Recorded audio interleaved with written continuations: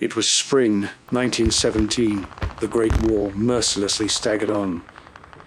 By the time the catastrophic meat grind was over, upwards of 10 million of the continent's young men would lie pulped across the fields of Europe.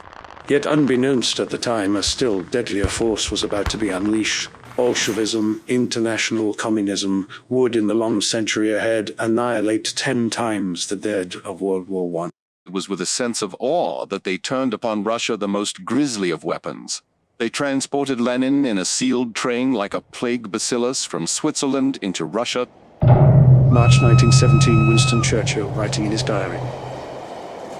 If the Germans could insert Lenin, that most grisly of weapons, into Russia, they were confident he would seize control of the newborn revolution and fulfill his promise to pull Russia out of the war.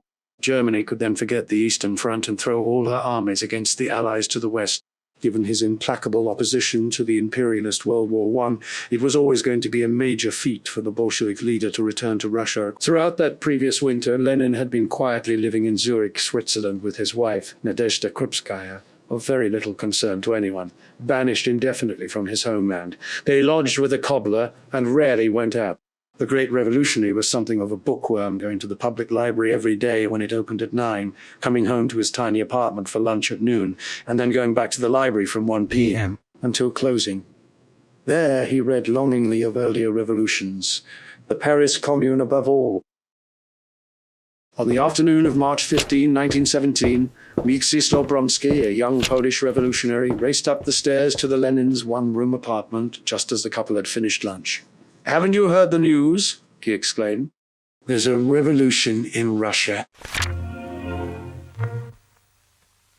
While the red flag was flying over the capital, the Tsar telegraphed the Tsarina, "Wonderful weather. Hope you're well and calm.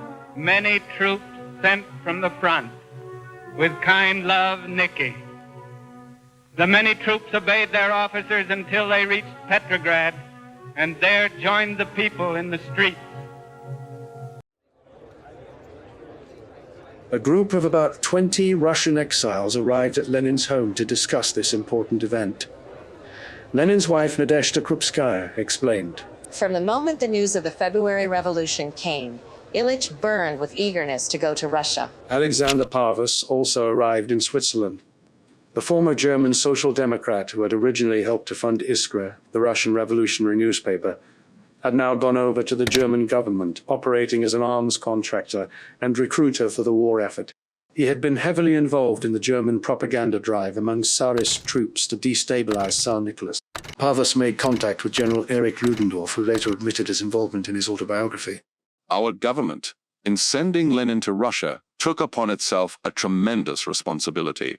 From a military point of view, his journey was justified, for it was imperative that Russia should fall. After all the revolutionaries were on board and once the carriage's 4 doors at the Russian end were closed shut, Fritz Platten, a Swiss socialist, marked them with chalk in German as sealed, which served as an international border between Russia and Germany, 2 nations that were technically at war. The train was given a high traffic priority by the Germans. Crown Prince Wilhelm, the eldest son of Kaiser Wilhelm II, was delayed for 2 hours to let Lenin's train pass. That is precisely how it turned out. Lenin was quite willing to accept help from his sworn enemies, although he went to some length afterward to cover up the German origins of the plan. Later, it was important to him to call it a sealed train, a phrase that became famous in history. It described a train passing through Europe secretly, in a state of extraterritoriality, without passport controls, almost as if it did not exist, gliding silently through the cities of war-torn Europe, under German protection, carrying its deadly cargo toward Germany's weakened adversary on the Eastern Front. It was a long journey interrupted by occasional stops when the train would be guided into a siding and the authorities asked questions in whispers. North of Berlin, the train became an amphibious vehicle, as the carriage was separated from its locomotive and placed on a ferry to cross the Baltic. In Sweden, the plans were nearly derailed because the extraterritorials had no papers. The only known photo of the group was taken in Stockholm. Here, Lenin and his fellow Bolsheviks walked through the city accompanied by local Swedish socialists. Because of Lenin's shabby look, his comrades convinced him to buy some new clothing and shoes at a local department store. But German efficiency took over again, and soon they were on their way. From Stockholm, the train proceeded very far to the north, nearly to the Arctic Circle, before crossing into the Grand Duchy of Finland and curving south again towards St. Petersburg. It was 11 p.m. on April 16th when Lenin approached the Finland station.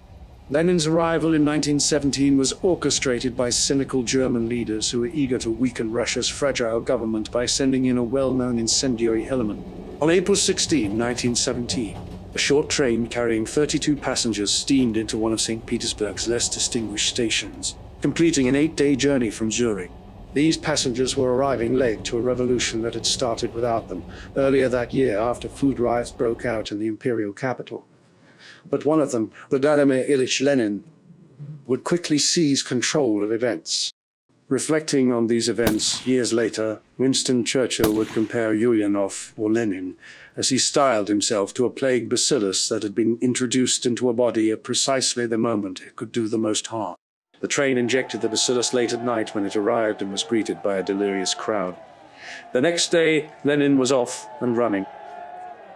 In a notorious Soviet-era painting, Lenin is shown descending from the train to greet an exuberant crowd of admirers at Petrograd's Finland station.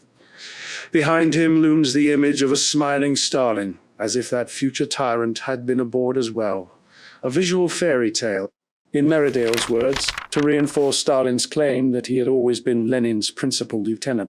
In fact, Stalin was still facing internal exile in Siberia before reaching Petrograd in March. Lenin was greeted by hundreds of followers, among them prominent Bolsheviks like Lev Kamenev and Joseph Stalin, while others, most notably Grigory Zinoviev and Grigory Sokolnikov, accompanied him on the train. Stalin later had all these same people liquidated in the Great Purge, accused of being fifth columnists. For many Russians exhausted by war and privation, it was a time of immense hope. The Germans who had sent Lenin were also hopeful.